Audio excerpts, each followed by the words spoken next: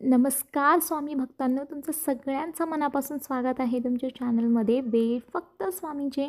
तर ह्या चॅनलवरती आपण फक्त स्वामींचे उपाय सेवाच बघत नाही, तर इतरही कामं करतो जेणेकरून सगळ्यांचा उद्धार व्हावा, सगळ्यांच्या आयुष्यामध्ये प्रगती राहावा आणि स्वामी कृपा राहो. तर आजचा जे विषय आहे ते खूप महत्त्वाचा आहे. एकदा नक्की विचार करा. आपण आपल्या मुलींचं लग्न करतो, तर लग्नाआधी जे आपण विचारात घ्यायला पाहिजे ते आपण त्या गोष्टी स्किप करून टाकतो. तर मी आज तुमच्यासोबत अशाच काही गोष्टी डिस्कस करणार आहे, जे की तुम्हा सगळ्यांना ह्याच्यावरती विचार करायचा आहे, जेणेकरून तुमच्या मुलींच्या आयुष्यामध्ये काहीही प्रॉब्लेम होणार नाही. तर व्हिडिओला सुरुवात करूया. समाजामध्ये नवीनच प्रथा पडू लागल्या आहेत आणि त्यांच्या मुलांच्या वैवाहिक जीवनावर फार मोठा परिणाम होऊन एक भयंकर विदारक चित्र असं तयार होत आहे. याचा विचार करणे आपल्या सगळ्यांना अत्यंत गरजेचं आहे, नाहीतर खूपच बिकट परिस्थिती निर्माण होणार आहे.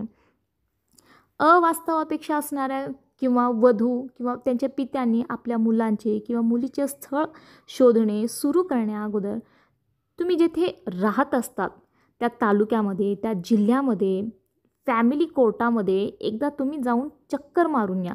तुम्हाला नक्की तिकडे काहीतरी आश्चर्यास्पद असं काहीतरी गोष्टी तुम्हाला दिसून येणार आहे. तुमच्यापेक्षा जास्त श्रीमंत स्थळ तुम्हाला हवे की सर्वसाधारण असले तरी चालेल, परंतु संस्कारी सून, जावई, चांगली माणसं हवीत, ते तुम्ही एकदा विचार करायला हवा. कारण वधूवर सूचक जो ब्युरो आहे त्याचा अभ्यासक म्हणून आम्ही हे बायोडेटा त्यांना भेटलेला आहे, म्हणून ते सांगत आहे की सद्यस्थितीमध्ये कोर्टात वादविवाद गुन्हेगारांपेक्षा जास्त प्रकरणे जी आहेत ते घटस्फोट घेणाऱ्या मुलींची दिसायला लागली आहेत. थोडं खोलात शिरण्याचा प्रयत्न जर केल्यावर आपल्याला हे लक्षात येतं की घटस्फोट का हवा आहे, तर मुलीकडून खूप मजेशीर अशी उत्तरं मिळतात.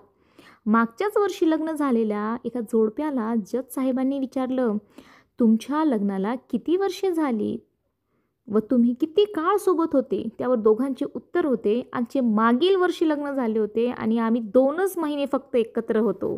दोघेही खूप शिकलेले, त्यात मुलगा प्रायव्हेट जॉबला, ते पण चांगल्या पोस्टवर होता, आणि मुलगी तर गव्हर्नमेंट जॉबला होती. जज साहेबांनी विचारलं, मग तुम्हाला वेगळे का व्हायचं आहे? त्यावर दोघांनी उत्तर काय दिलं माहिती आहे? आमचे विचार जुळत नाही. मुलगा व मुलीच्या तोंडून हे उत्तर ऐकून जज साहेबांच्या कपाळावर आठ्या पडताना दिसल्या. एक काळ होता जेव्हा आपल्या आईवडिलांनी लग्न झालीत तेव्हा त्यांना मुलगा किंवा मुलगी आवडते का नाही हेही विचारले जायचं नाही. आमच्या वेळेस फार तर फार मुलगी कशी वाटली एवढेच विचारलं जायचं. घरातल्या मोठ्या व्यक्तींनी एकदा ठरवून विवाह केला की झालं, आणि ते शेवटपर्यंतही टिकत होतं. मग आजच्या मुलींना एवढे स्वातंत्र्य असल्यावरही ही वेळ का येत आहे?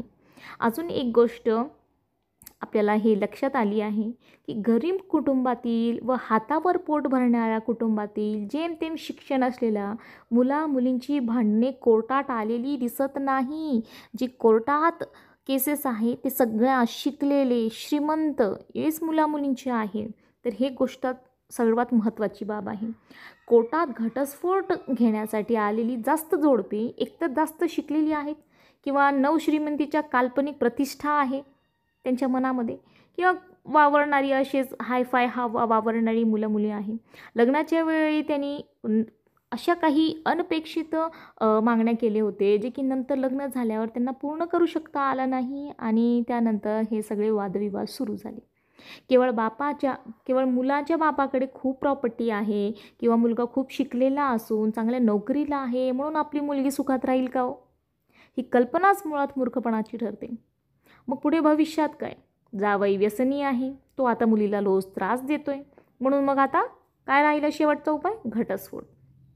जावयाला लाखभर पगार आहे, परंतु शहरात मोठा फ्लॅट किंवा गाडी घ्यायची आहे म्हणून मुलीला सासूरवास केला जातो, तिचा छळ केला जातो, म्हणून घटस्फोट हवा. 2-4 महिने सासरी राहिलेली मुलगी जिच्या अंगावरची हळदही निघाली नसती, तिच्यासोबत ह्या सगळ्या गोष्टी प्रकरण घडतात. मुलगी सुखात राहावी म्हणून आपली सर्वस्वपणाला लावून देणारा बाप जो आपल्या मुलीचे लग्न लावून देताना पार भिकेला लागून जातो. कारण आजकाल लग्नामध्ये खर्चच एवढा मोठा आहे की बाप स्वतःला विकून टाकतो, घर विकतो, शेती विकतो, प्लॉट विकतो. तो बाप आणि पोरं जेव्हा कोर्टात येतात त्यावेळेस डोळ्यातलं पाणी येणं साहजिक आहे. डोळ्यात पाणी आल्याशिवाय राहत नाही. म्हणून सांगते की मुलांचे असो किंवा मुलींचे असो, स्थळ सोडताना तुम्ही जेव्हा स्थळ शोधता तेव्हा माणसे चांगली शोधा. केवळ पैसा, प्रॉपर्टी, पॅकेज, उच्च शिक्षण आहे, गाडी आहे, फ्लॅट आहे, बंगला आहे, शेती आहे, हे काही विचारत घेऊ नका.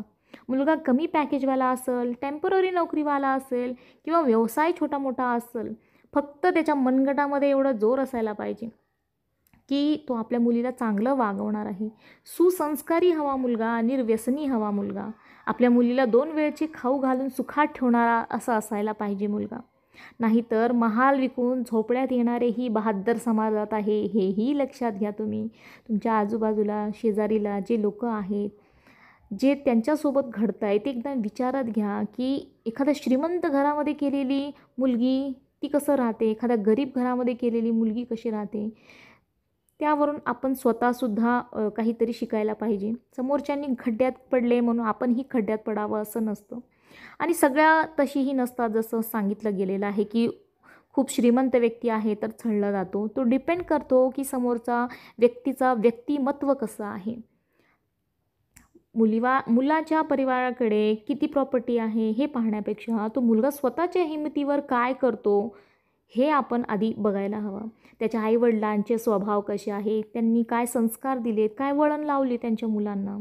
सुसंस्कृत, निर्व्यसनी, कष्ट करणारा मुलगा असेल आणि गरिबी जरी असेल तरी असे स्थळ हातातून जाऊ देऊ नका. कारण नक्कीच तेथे तुमची मुलगी सुखात राहील यावर विश्वास ठेवा. मुलींच्या आईवडिलांनी याचा नक्कीच जरूर विचार करायला हवा. हे एक सत्य आहे, कटू आहे पण हा सत्य आहे. मुलीच्या बाबतीतसुद्धा केवळ तिचे रंग, रूप, शिक्षण, जॉब किंवा पॅकेज न बघता तिचा परिवाराचे संस्कार काय, संस्कृती काय, तिचं सवयी काय आहे, स्वभाव काय आहे.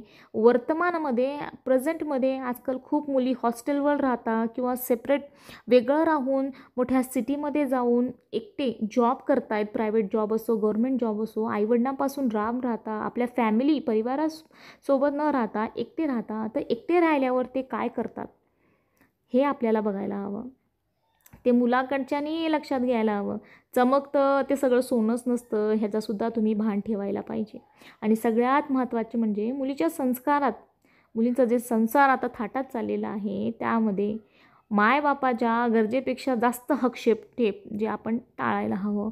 रोज मुलीला उठून आईची फोन येतो, रोज आई काहीतरी सांगतात.